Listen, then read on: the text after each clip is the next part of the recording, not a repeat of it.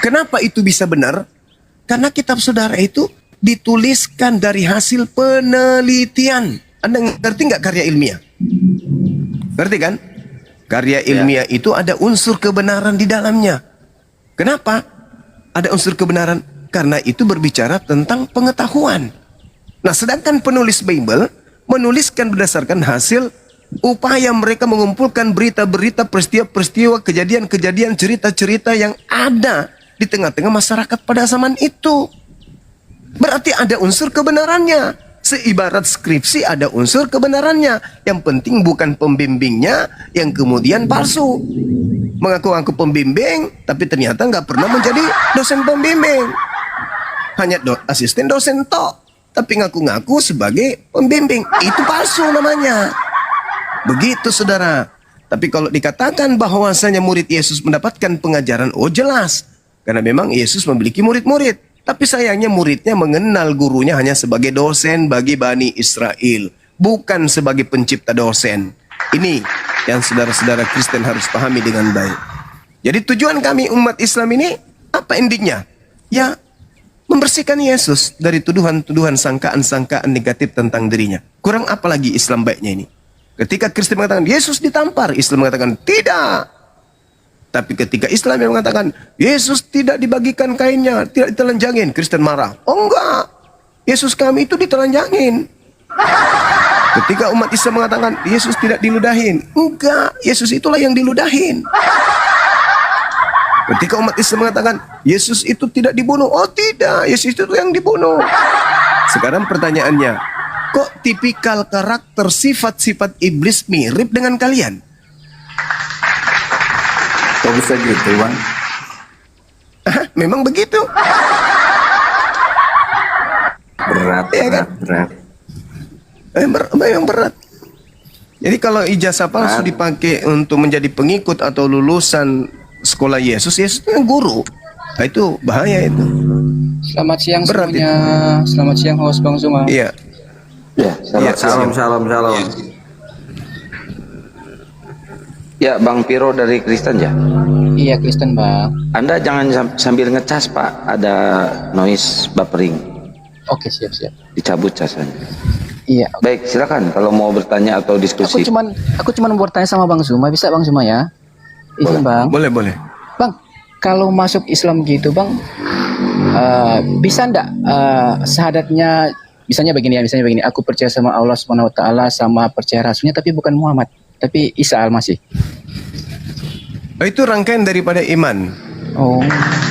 Itu rangkaian dari iman. Karena umat Islam itu salah satu rukun imannya harus percaya kepada Isa Al-Masih sebagai nabi yang diutus oleh pencipta langit dan bumi kepada kaum Bani Israel. Nah, sekarang kita mau kemana? Kalau iman kita hanya kepada Nabi Isa alaihissalam, sedangkan Nabi Isa hanya untuk Bani Israel, dan kita bukan Bani Israel. Inni Rasulullahi ilaikum. Nabi Isa berkata dalam Al-Quran kepada Bani Israel, ya Bani Israel, ini sesungguhnya aku ini Rasul utusan Tuhan ilaikum kepada kalian. Nah, kita bukan Bani Israel. Makanya ketika Nabi Isa datang, dia katakan, aku datang memberitakan kabar gembira tentang datangnya seorang Nabi Rasul penutup bernama Ahmad. Begitu juga yang diterangkan di dalam kitab saudara, bahwa Yesus mengatakan Yohanes 14 nomor 16, aku akan minta kepada Bapa agar Bapa ngutus seorang penolong lain. Penolong lain selain daripada Yesus yang akan datang. Nah, dialah yang akan mengajarkan segala sesuatunya tentang kebenaran, tentang hukum-hukum dan pengisapan dunia akan dosa. Maka Nabi Muhammad diutus rahmatan lil alamin, untuk sebagai kasih sayang kepada alam semesta. Litubayyina linnas, untuk seluruh umat manusia. Itu jelas itu. Nabi Musa hanya untuk kaumnya, Nabi Isa untuk kaumnya. Nabi Musa, Moses untuk kaumnya, Yesus untuk kaumnya. Nabi Muhammad litubayyina linnas, untuk seluruh umat manusia. Jadi kalau kita bersyahadat, boleh saja. Aku bersaksi tiada Tuhan selain Allah, dan bersaksi Isa alaihi salam adalah Rasul Allah. Boleh. tetapi hanya persaksian. Kita tidak bisa mengikuti prosesi keagamaannya, keyakinannya, syariatnya, hukum-hukumnya. Kenapa? Karena kita bukan Bani Israel. Maka solusi terakhir, ada utusan dari langit yang diutus untuk seluruh umat manusia, yaitu baginda Rasulullah Muhammad sallallahu alaihi wasallam. Maka ketika orang-orang Kristen masuk ke dalam barisan pengikut Nabi Muhammad, maka dengan otomatis dia menjadi pengikut Yesus Kristus, otomatis menjadi pengikut Nabi Musa, otomatis menjadi pengikut Nabi Harun, Abraham, Isa, Yakub, dan seluruh nabi-nabi. Itu kenapa di Islam wajib hukumnya beriman kepada nabi-nabi tersebut. Di Islam wajib beriman kepada kitab-kitab tersebut. Sambil beriman kepada kitab-kitab tersebut, umat Islam mempraktekkan pola keislaman, yaitu syahadatain, bersaksi tiada Tuhan selain Allah, dan bersaksi bahwa Nabi Muhammad diutus untuk mengajarkan manusia menghargai nabi-nabi yang datang sebelum dirinya.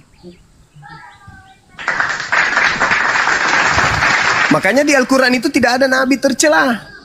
Semuanya dimuliakan nabi itu. Berbeda di Kristen. Seluruh nabi-nabi Yahudi itu ada cerita-cerita negatifnya. Daud, Lut, Harun, semua dicerita-cerita jelek. Termasuk Kristus Yesus. Hancur dibuatnya. Kenapa? Karena sejatinya mereka hanya penumpang gelap.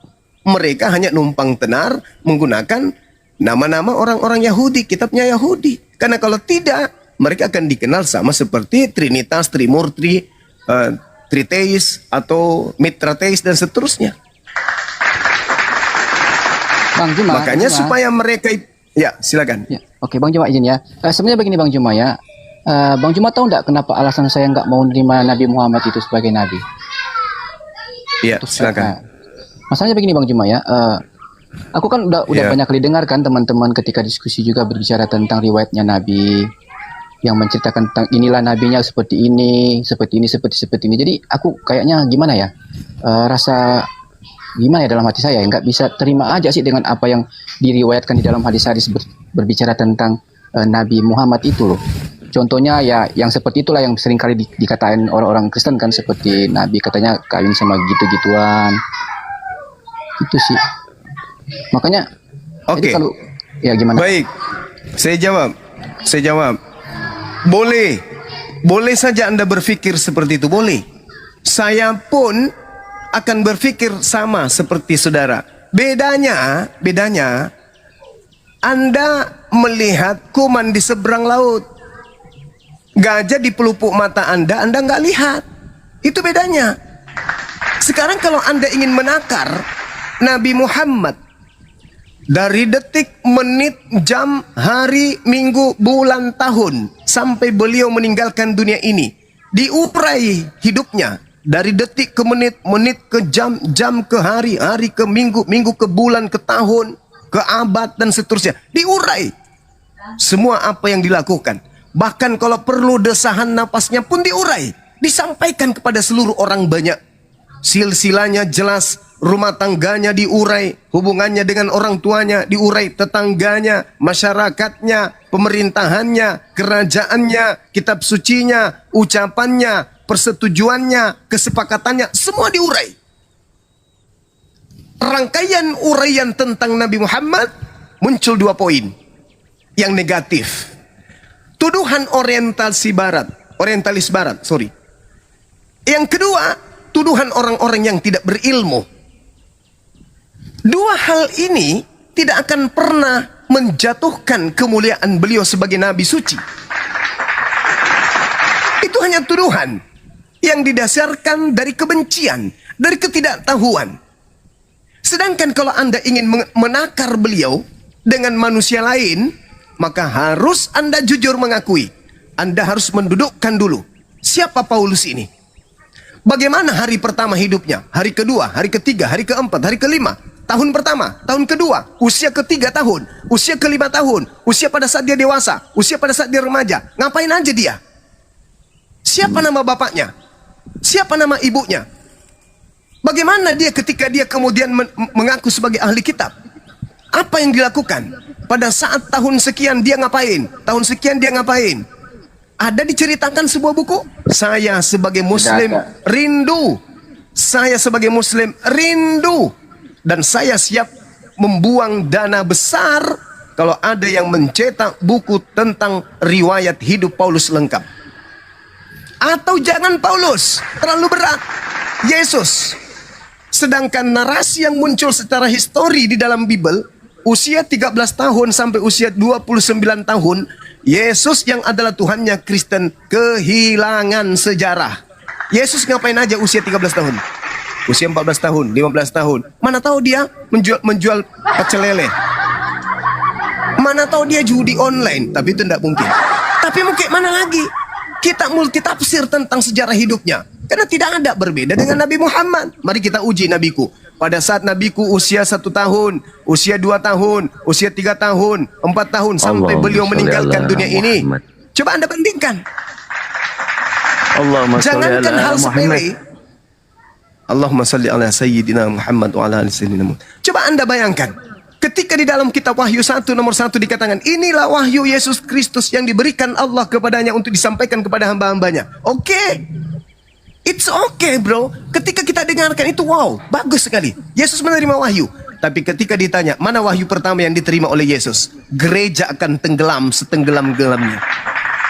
Nggak jelas. Ketika Paulus mengatakan, akulah Rasul Yesus Kristus yang diutus oleh Tuhan kita Yesus Kristus. Di mana Yesus kemudian pernah mengutus? Di mana kemudian Yesus pernah berfirman kepadanya? Kitab Roma, Galatia, Filipi, dan seterusnya. Di mana? Tidak ada kejelasan. Ketika Nabi Muhammad diceritakan usia sekian, ibunya sudah ayahnya meninggal, kemudian ibunya meninggal, kemudian pamannya, kemudian kakeknya, dan seterusnya. Terinci. Lalu muncul pembenci-pembenci seakan melihat kuman di seberang lautan. Sedangkan kalau saya bertanya dengan pertanyaan sepele, seorang utusan Tuhan akan dipilih dari manusia yang terbaik, dari silsilah terbaik, dari manusia terbaik, dari sejak Nabi Adam alaihissalam sampai kepada ibu yang menyusuinya, sampai kepada darah yang mengalir dalam tubuhnya, sampai kepada daging yang keluar dari rahim ibunya, harus bersih, harus murni. Kenapa? Kan dalam kitabnya Yahudi pun diterangkan dalam Mazmur 58 nomor 3 dan seterusnya. Tuhan menetapkan orang benar dari sejak dalam kandungan. Tuhan menetapkan penyesat dari sejak kandungan. Oleh karena itu, benar tidaknya seorang utusan harus kita lihat dari silsilahnya. Boleh nggak kita ceritakan di sini sedikit? Nama bapaknya Paulus itu siapa? Allahu Akbar. Ada yang tahu? Tidak ada yang tahu. Tetapi mata kalian tertutup, kepala kalian tertutup, telinga kalian tertutup, hati kalian tertutup. Menelan mentah-mentah 13 buku yang dikarang Paulus Anda telan. Menjadikan Anda menjadi penyembah Kristus tanpa Anda tahu siapa Kristus ini. Sedangkan baginda Rasulullah Muhammad sallallahu alaihi wasallam, apa yang disembunyikan dari hidupnya? Dituduh menikahi seorang anak bernama Siti Aisyah. Larangan apa? Hukuman apa yang dilanggar? Agama tidak, negara tidak, adat juga tidak. Dan itu terjadi di tradisi Arab di 1400 tahun silam. Tiba-tiba kita muncul orang yang suka nonton film bokep, orang yang suka bermaksiat, suka perkosa diri sendiri, tidak bisa membedakan haram halal, mencoba untuk menakar kemudian manusia suci selevel Nabi Muhammad. Allahumma. Siapa kita ini? Siapa kita ini? Sedangkan orang Arab sesama dengannya, orang-orang jahiliyah, orang-orang beringas, orang yang tidak pernah tunduk kepada satu hukum apapun selain kepada hukum Nabi Muhammad, tidak pernah menuduh Nabi Muhammad dengan tuduhan keji seperti itu. Dari kitab mana Anda baca? Hanya karena sudah mendarah daging kebencian yang disuntikkan oleh orang-orang orientalis barat. Nabi Muhammad pedofil, Nabi Muhammad tukang perang, Nabi Muhammad tukang kawin. Cuman itu doang. Cuman itu aja. Sedangkan orang yang Anda datangi setiap hari Minggu yang berdiri sebagai orang suci di hadapan saudara, bersunat pun kagak. Itu hanya karena penolakan, karena kebencian kepada beliau. Orang-orang setiap hari belajar tentang napas beliau, tentang cahaya beliau, bagaimana beliau ini, apa yang dilakukan, kemudian beliau menangis dan meneteskan air mata, membaca kitab tentang riwayat hidupnya, sirah nabawiyah lengkap. Mereka terurai air mata. Kenapa mereka tahu sumber? Mereka mengerti tentang yang sebenarnya. Bukan hanya omon-omon, mendengarkan bisikan gosip-gosip murahan di luar tentang beliau. Tetapi mengambil kitabnya, membaca kitabnya dengan tekun, menelaah, mencari di mana titik kelemahannya manusia ini. Dan alhasil, tidak ada manusia yang belajar Islam yang menemukan sedikit pun celah pada diri baginda Rasulullah Muhammad sallallahu alaihi wasallam. Oke, Yang baik, belajar Bang loh Suma. ya. Yang belajar, bukan Bang yang Suma. cuma omon-omon saja. Ya, silakan. Ya, Bang Suma gini Bang Suma ya.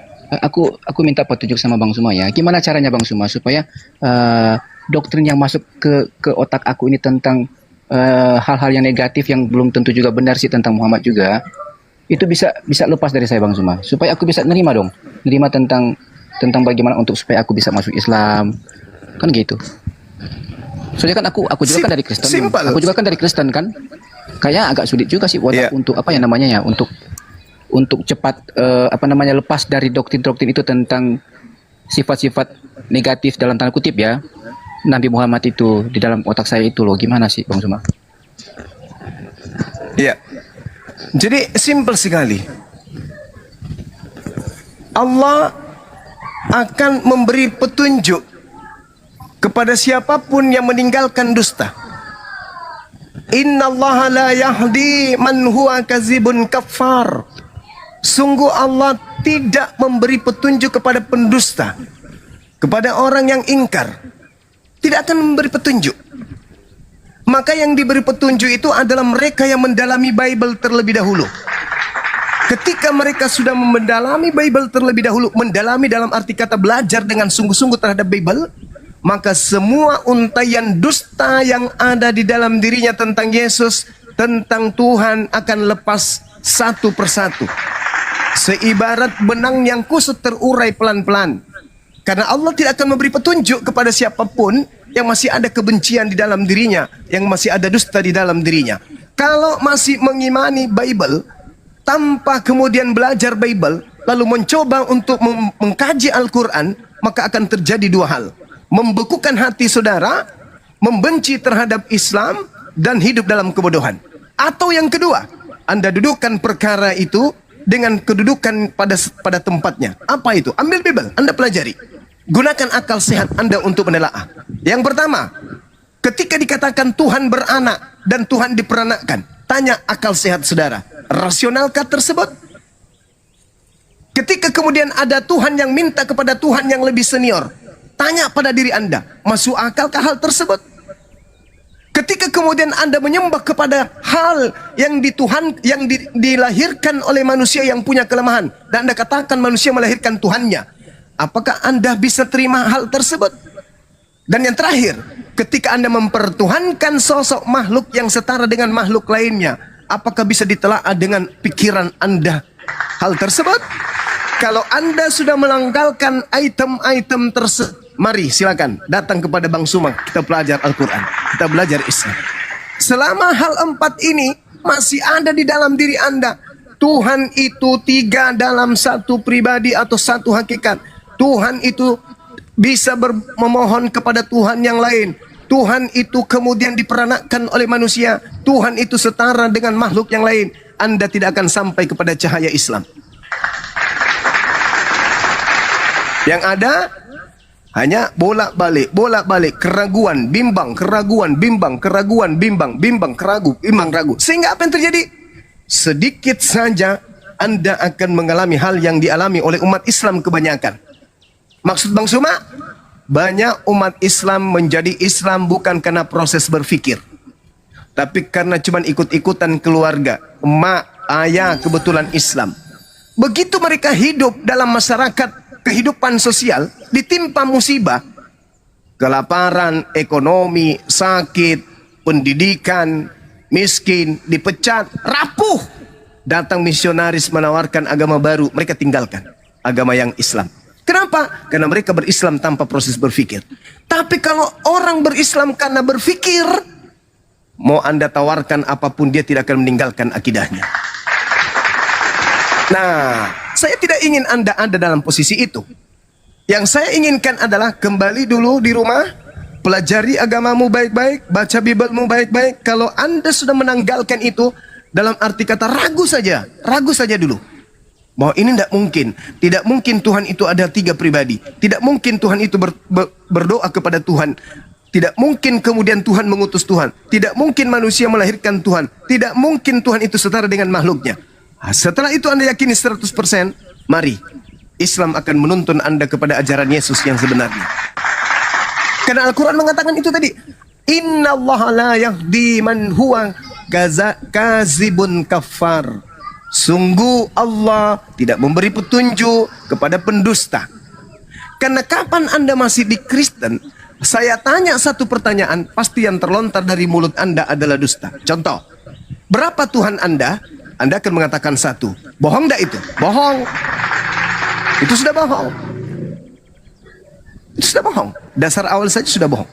Nah, kalau Anda masih ada di situ, maka Anda tidak akan mendapatkan petunjuk.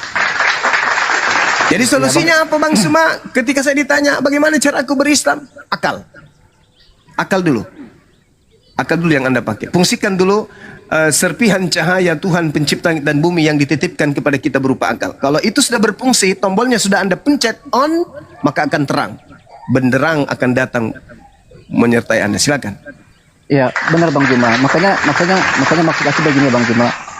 Aku pingin masuk Islam kan begitu. Cuman aku nggak mau kayak omongan Bang Juma tadi kan, masuk Islam itu hanya nggak berakal, nggak berpikir kan begitu. Jadinya nantinya bisa aja juga murtad nantinya kan begitu.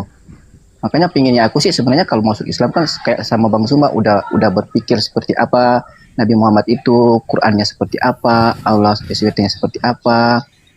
Itu maksud aku nggak mau terburu-buru sih, benar sama perkataan Bang Zuma. Iya. Jadi gini Bung, saya banyak beberapa anak didik mu'alaf, baik dari kalangan intelektual, cendekiawan, yang sekarang ini posisinya ya. Itu prosesnya saya belajar dan dia juga belajar. Itu unik. Salah satunya ketika saya katakan kepada dia, kamu makhluk. Dia katakan, iya aku makhluk. Adakah rasa takut kepada Tuhan pencipta langit dan bumi? Dia katakan ada. Nah, kalau kamu takut kepada pencipta langit dan bumi, bagaimana akal Anda menerima ada Tuhan turun ke bumi, ditampar, ditombak, diludahin, dibunuh oleh ciptaannya? Apakah Anda mengakui itu tanpa ada rasa takut, tanpa ada rasa risih, tanpa ada rasa terbebani? Ini Tuhan yang menghancurkan Sodom Gomora, yang menciptakan neraka untuk memblender manusia, turun ke bumi netek sama manusia. Apakah Anda tidak merasa sedikit risih? Enggak ada rasa takut untuk mengucapkan itu? Kata dia, loh, setelah Anda tanya Bang Suma pertanyaan ini, saat ini juga baru muncul ketakutan. Selama ini jangankan ketakutan, saya anggap itu adalah suatu kegagahan. Tuhan kami datang, kami bertepuk tangan karena datang dengan kasih-Nya mati untuk dosa-dosa kami. Itu jadi lelucon, malah sesuatu yang berbalik dari apa yang saudara pertanyakan. Sekarang ketika saudara bertanya, adakah rasa risih, adakah rasa takut terhadap pencipta langit dan bumi yang mampu menghancurkan kemudian apapun yang ada? Apakah Anda rasa takutnya? Sedangkan Yesus mengatakan, jangan kau takut kepada Dia yang hanya mampu membinasakan manusia, tapi takutlah kepada Dia yang mampu membunuh manusia dan melemparkan manusia ke dalam api neraka. Adakah sedikit rasa takutmu kepada hakikat tersebut? Apa kata teman saya sebelum dia syahadat? Bang, saya kok gemetaran ini sekarang. Kenapa bisa? Wah, saya kemarin mengimani Tuhan saya mati loh, dibunuh demi untuk menyelamatkan manusia. Sementara Tuhan itu maha kuat, maha dahsyat, maha perkasa. Lantas saya bacakan surah apa? Saudaraku, saya hanya mengatakan begini, saudaraku, innama tunziru manittaba az-zikra wa khasyar rahman bil ghaib fabashshirhu bimaghfirati wa ajrin karim. Sesungguhnya engkau hanya memberi peringatan kepada orang-orang yang mau mengikuti peringatan dan yang takut kepada Tuhan yang maha pengasih walaupun mereka tidak melihatnya. Maka berilah mereka kabar gembira dengan ampunan dan pahala yang mulia. Saya hanya butuh waktu 3 hari. Waktu itu saya masih ngajar beliau, saya kebetulan ngajar bela diri. Bukan hari bela diri dia datang. Saya bilang, loh, enggak latihan hari ini, Dek. Enggak, Bang, saya masih mau melanjutkan pertanyaan saya yang kemarin. Sampai pada ujungnya, mertua saya pada saat itu temannya nak, kok sampai jam 3 tadi subuh nggak tidur. Kasihan loh itu, saya lihat pagi-pagi badannya penuh dengan bekas-bekas nyamuk. Apa solusinya? Karena anak ini mau betul-betul menemukan Islam, saya belikan kelambu di pasar. Kami belajar di dalam kelambu. Kelambu itu dibuat di rumah waktu rumah saya masih dulu. Kami bikin kelambu, di dalam kelambu itulah kami berdua bertanya. Beliau jurusan kedokteran, alhamdulillah sekarang sudah selesai S2. Beliau mengambil spesialis saraf. Bedah saraf. Dari proses berpikir inilah kemudian akhirnya dia menyatakan syahadatain. Karena takut. Harus dilahirkan rasa takut kepada Tuhan. Kalau tidak ada rasa takut, taunya cuma tepuk tangan untuk Tuhan. Maka kalau rasa takut itu sudah tidak ada pada Tuhan, sudah merasa dia dengan Tuhan itu anak ayah, sudah merasa Tuhan itu temannya, sudah merasa Tuhannya itu adalah teman rekan, seakan-akan teman bisnisnya, maka manusia itu tidak akan lagi ada rasa takut kepada pencipta. Kalau tidak ada lagi rasa takut kepada pencipta, maka maksiat apalagi yang dia takut untuk lakukan? Apalagi kalau sudah dikasih label, kalian bukan lagi hamba Tuhan, tapi kalian adalah anak-anak Tuhan. Apalagi yang ditakutkan untuk tidak lakukan? Maksiat apalagi yang tidak mau dilakukan? Oh, saya pewaris Tuhan, anak-anak Tuhan. Saya mau makan makanan apa saja boleh, melakukan apapun boleh, karena saya dekat kepada Tuhanku. Saya ingat ketika saya ikut kajian, dulu saya pernah ikut kajian, seorang pemimpin materi turun dari mobil, membawa anjing, anak anjing. Saya kaget. Karena saya kan aktivis waktu itu. Saya kaget. Jadi saya banyak bertanya. Aku bilang, Ustadz, kok bisa ini? Oh iya, saya tahu kalian adalah mahasiswa-mahasiswa yang cerdas dan kritis. Saya tunggu pertanyaan. Apa jawaban beliau? Saya melakukan ini karena saya tahu bagaimana cara kemudian untuk membersihkan najis. Saya melakukan ini karena saya tahu bagaimana caranya membersihkan tubuh saya dari najis liur anjing. Saya bilang gitu. Saya bilang gini pada saat itu. Kalau begitu, pulang dari sini, Ustadz boleh dong ke tempat ese-ese. Di gedung itu tumpah riuh orang tertawa. Loh, tunggu dulu, jangan tertawakan saya. Sebab Ustadz ini tahu caranya bertaubat. Berarti setelah ini Anda boleh saja melakukan kemaksiatan-kemaksiatan lain, karena Anda bisa bertaubat. Anda tahu cara bertaubat. Berarti Anda bisa melakukan kemaksiatan. Kalau sudah jelas-jelas dalam syariat Islam, liur anjing itu najis dan cara membersihkannya itu ribet, lantas Anda mengatakan Anda boleh memeliharanya, menggendongnya dengan menggunakan pakaian yang kelak akan Anda menjadikan sebagai pakaian untuk ibadah, hanya untuk menguji kami sebagai seorang mahasiswa. Maka Anda memberi ruang kepada kami, Anda memudahkan kemaksiatan. Karena Anda merasa dekat dengan Allah, Anda merasa dekat dengan Tuhan, maka Anda dengan gampangnya melakukan kemaksiatan. Inilah yang terjadi kepada anak-anak atau orang-orang yang mengaku sebagai anak-anak Tuhan. Dengan gampangnya, hanya 1 kali seminggu, tepuk tangan, habis itu selesai dosa-dosa. Gak bisa seperti itu. Al-Quran mengatakan, innama tunziru man ittaba dzikra wa khasyar rahman bil ghaib wa basyirhu bimagfirati wa ajrin karim. Yang utama bagi orang-orang beriman kepada Tuhannya adalah rasa takut dulu. Kalau sudah tidak ada rasa takut, maka di depan orang dia seperti orang beriman, di belakang manusia, di belakang orang lain, dia akan melakukan kemaksiatan yang tak terbatas. Kenapa nggak ada rasa takut? Tapi kalau orang beriman, mandi pun dia nggak mau telanjang. Kenapa dia malu kepada Tuhannya? Apalagi bermaksiat. Nah, inilah kesalahan terbesar ketika ada pemahaman di surga Kristus Islam nanti itu ada 70 bidadari, mereka akan pesta seks. Itu Ustadz Longor, Ustadz yang harus disunat 2 kali, kepala nonotnya harus dihilangkan.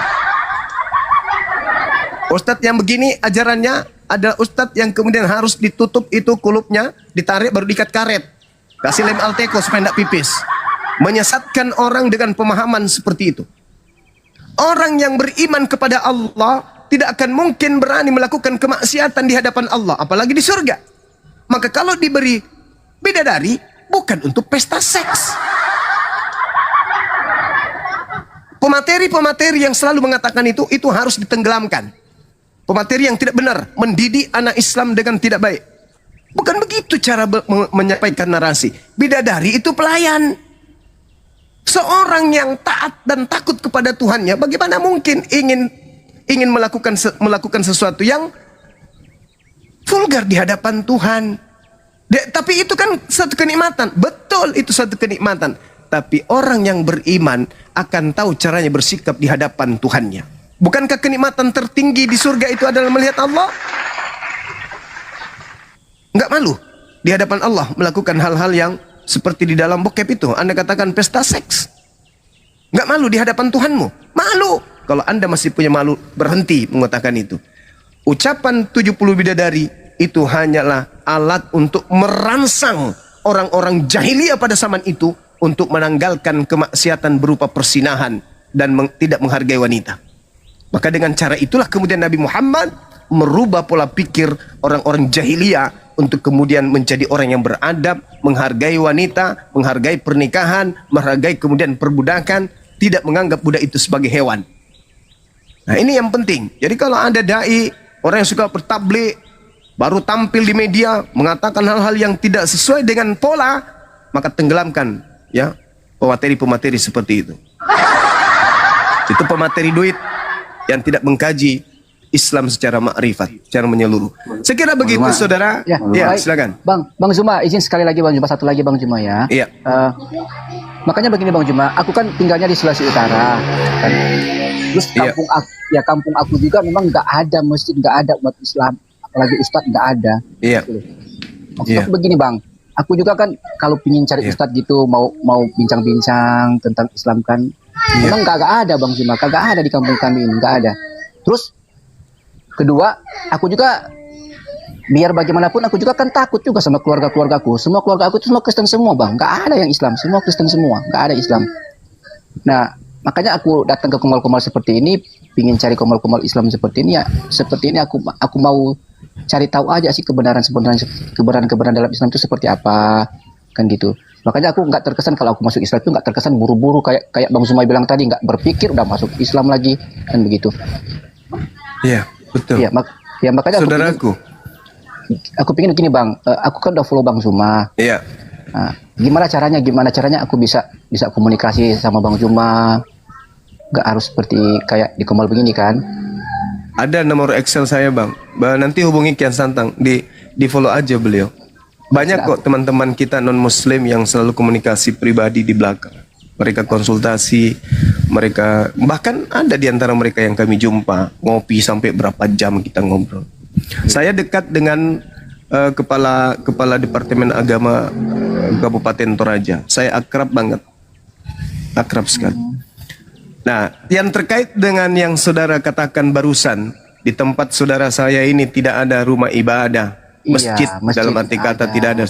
Iya, Baginda Rasulullah Muhammad SAW, kenapa beliau bertahannuts, menyepi, menyendiri, berfikir. Beliau jauh dari Nabi Musa, beliau jauh dari Nabi Isa alaihissalam, jauh dari pengajaran Yesus Kristus, jauh. Tidak ada padanya kitab suci, tidak ada utusan datang kepadanya, tidak ada sahabat-sahabat Nabi Musa atau sahabat-sahabat Nabi Isa atau pengikut-pengikut Yesus atau murid-murid Yesus yang datang kepadanya memberikan pencerahan tentang Allah, memberikan pencerahan tentang pencipta, memberikan pencerahan tentang ibadah dan seterusnya. Beliau berfikir dan berfikir apa yang terjadi. Tidak mungkin ini tidak ada yang mengaturnya. Tidak mungkin Tuhan itu enggak ada. Akhirnya Allah yang sudah merencanakan terlebih dahulu mengutus roh kebenaran kepadanya. Itu butuh proses lama. Sedangkan saudara ada di Indonesia, keluar dari kota saudara, bergejibun ustadz, bergejibun masjid. Jadi banyak kemudian jalan untuk menuju kepada Islam. Ya termasuk saya bersedia untuk berdiskusi dengan saudara.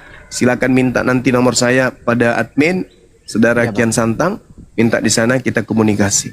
Apapun itu, Mau bertanya tentang Quran, mau bertanya tentang Bible, setahu saya akan ajarkan, saya akan sampaikan. Gitu saudara. Baik, Silakan. Bang Juma. Mungkin ada masukan dari yang lain? Ya, saudara Viro, thank you. Ya, ada saya Assalamualaikum Gurunda. Waalaikumsalam. Saya Ya, masuk silakan, sedikit silakan. Gurunda. Ya, Ini silakan. Terus. iya. Asyhadu Biro. Ya, siap. jangan. Biar beliau belajar. Ya makanya Ya, makanya, nanti ini makanya begini Bang Zuma. nanti DM ke saya ya Bang Biro ya. Ya, aku udah dikasih petunjuk juga Bang Zuma, nggak boleh buru-buru kan. Harus berpikir dulu, Iya. biar nggak kayak Iya, semacam iya, orang betul. Islam yang tiba-tiba aja karena nggak berpikir murtad lagi kan gitu. Iya, betul. Iya, silakan Bang, silakan. Di Islam itu cile. Jangan menunggu pintar dulu baru mendaftar SD, sekolah dasar. Jangan. Tapi pahami dulu bahwa keselamatan itu penting. Sekolah itu penting, pendidikan itu penting, kebenaran itu penting. Kita harus pintar, kita harus cerdas, kita harus jadi orang, kita harus sukses dunia akhirat. Baru dasar pijakan itulah datang ke sekolah daftar. Saya ingin belajar, saya ingin pintar. Nah, setelah masuk menjadi murid di sekolah tersebut, baru belajar ranking 1, ranking 2, ranking 3. Meskipun tidak dapat ranking sekalipun, yang penting sudah terdaftar sebagai siswa di sekolah tersebut. Yang penting mau belajar. Karena orang yang belajar itu, ketika di dalam kelas, dia tidak mendapatkan ranking 1, ranking 2, bukan karena dia bodoh. Bukan. Tetapi karena temannya lebih pintar daripada dirinya. Dia pintar, tapi temannya lebih pintar. Maka dia tidak mendapat ranking. Bukan berarti dia bodoh. Itu yang terjadi. Nah, sehingga saudara, silakan kalau Anda mau belajar Islam, kami, bukan cuma saya, adik-adik saya di sini, anak-anak saya insya Allah siap membantu. Yang Baik, penting Bang, mau baik. belajar dengan serius. Kan gitu, Iya Bang, ya. baik, Bang Zuma. Masya Allah. Ya, ya makasih Oke, ya teman-teman ya. silakan yang lain. Iya, saya sedikit aja Gurunda untuk saudara Viro ya. Mungkin ya sedikit mulai berpikir, tapi enggan menerima Nabi Muhammad, maunya menyaksikan hanya kepada Allah Subhanahu wa taala, bersaksi dan ingin memilihnya Nabi Isa. Tadi yang kita dengarkan. Salam kenal Bang Viro, saya Dito, saya juga awalnya bukan muslim. Iya Bang. Saya dari Bang. kalangan Katolik ya. Tapi di sini saya mau menambahkan kenapa hal yang skeptis itu tidak merujuk kepada suatu tuduhan kemudian mencari fakta tentang hanya karena Nabi Muhammad menurut apologetik Kristen mengatakan seperti ini, seperti itu yang tadi sudah dijabarkan Ya. oleh Gurunda. Ada satu sirah nabawiyah tadi juga sudah disampaikan mengenai mulai dari kelahiran sampai dengan wafat beliau, itu sahih ya. Itu merupakan sejarah yang tidak ada yang menentangnya. Semuanya sepakat bahwa memang biografi Rasulullah seperti yang di dalam kitab Sirah Nabawiyah. Dan satu lagi, Al-Quran adalah firman Allah. Ini yang kekal, sampai saat ini pun tidak ada mengalami distorsi. Bagi kami umat Islam, membaca Al-Quran sudah kami yakini sebagai amalan ibadah. Itu yang selalu juga diajarkan oleh guru-guru untuk Iqra'ul Quran, membaca Al-Quran. Bukan hanya dibaca, memaknai artinya pun menjadi suatu keharusan. Bagaimana kami kemudian ingin mewartakan, ingin memberitakan kebenaran Islam kepada saudara-saudara Kristen atau yang non-Muslim lainnya. Dari Al-Quran ini semuanya tahu bahwa Nabi Muhammad yang menerimanya. Nabi Muhammad bisa dikatakan Al-Quran yang berjalan. Karena Al-Quran ini diberikan kepada Nabi Muhammad.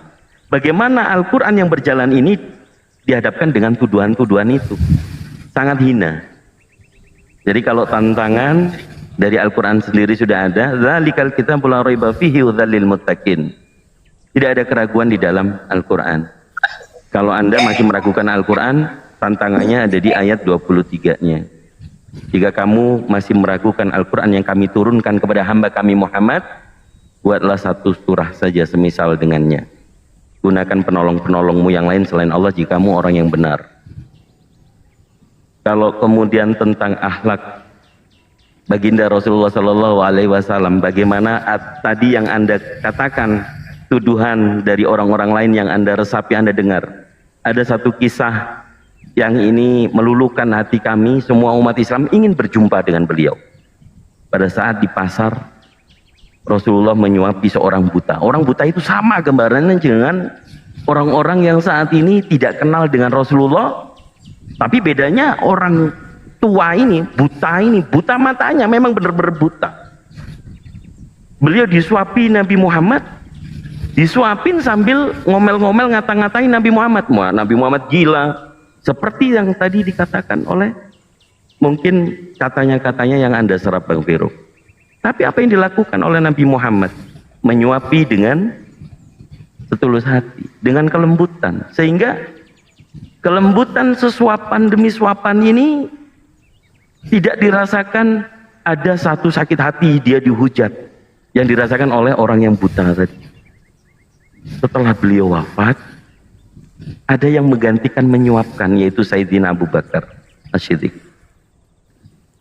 Ini suapannya berbeda pada saat dia mengomel-ngomel dan mengatai Nabi Muhammad.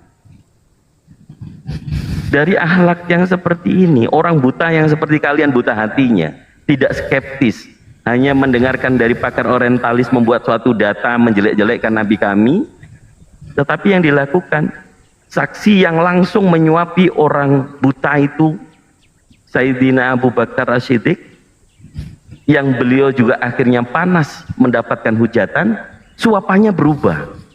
Dan orang buta itu merasakan bahwa yang menyuapi bukan Nabi Muhammad. Seketika itu langsung Sayyidina Abu Bakar jujur mengatakan, dia adalah Muhammad, aku bukan dia. Kemudian orang buta itu nangis sejadi-jadinya dan kemudian memeluk agama Islam. Ini satu sebagian kisah ya tentang akhlak Nabi Muhammad. Kalau di Al-Quran sudah jelas. Saya kutip dari Al-Quran tentang bagaimana sifat Rasulullah Shallallahu Alaihi Wasallam di dalam surah Al-Qalam ayat yang keempat. Saya ambil ayatnya saja. Bismillahirrahmanirrahim. Wa innaka la'a khuluqin azim. Dan sesungguhnya engkau Muhammad benar-benar berbudi pekerti yang luhur. Maha benar Allah dengan segala firman. Jadi tuduhan itu kalau kalian meragukan Al-Quran. Al-Quran mengatakan bahwa Nabi Muhammad benar-benar berbudi luhur. Jadi saya harapkan Bang Vero lebih skeptis, tidak percaya manusia, percayalah kepada kata hati, kemudian mencari kebenaran itu benar-benar mencari kebenaran. Karena yang kita lihat semuanya pada awalnya mengalami yang disebut dengan kebetulan. Kebetulan Anda tadi di lingkungan Kristen. Tapi apakah kebetulan itu suatu kebenaran? Saya mengajak untuk Anda benar-benar pahami, belajar banyak tentang Islam. Gurunda tadi sudah menyampaikan, bisa lewat jalur yang lain selain platform TikTok. Saya rasa ini suatu kehormatan buat Anda. Itu saja dari saya, Gurunda. Wallahu ta'ala mu'bishawab. Insyaallah. Ya, makasih Bang ya. Ya Bang, abang aku bersyukur ya, aku bersyukur dan berterima kasih ya buat semua teman-temannya, terlebih khusus buat Bang Zuma yang gimana ya, aku merinding loh Bang Zuma aku ini, bener. Soalnya kan aku mikirnya gini Bang, kan keluarga semua aku Kristen semua, nggak ada satupun yang Islam kan, nggak ada. Makanya kalau aku mau cari kebenaran tentang Islam, aku mau carinya kemana ya? Ustadznya juga nggak ada, masjidnya juga nggak ada, umat muslimnya satu aja nggak ada. Iya Bang, nanti Abang komunikasi aja sama Bang Juma lewat platform hijau ya Bang ya. Ya. Nanti saya kasih nomornya, Abang tinggal DM aja ke saya Bang. Siap, ya Bang. Ya Bang Hos. Ya. Ya, oke. Makasih ya Hos ya. Makasih Bang Siap. Zuma, sehat selalu semuanya. Aku izin turun ya. Ya. Ya Bang, sehat selalu ya Bang ya. Ya, amin. Ya, ini ada Bang CSK. Bang CSK Muslim apa Kristen Bang? Bang CSK CSK Muslim apa Kristen Bang? Bang CSK. Halo Bang. Kristen. Oh, Kristen. Oh, yang jawab anaknya ya Bang? Iya, itu anak saya. Iya, iya, iya Bang.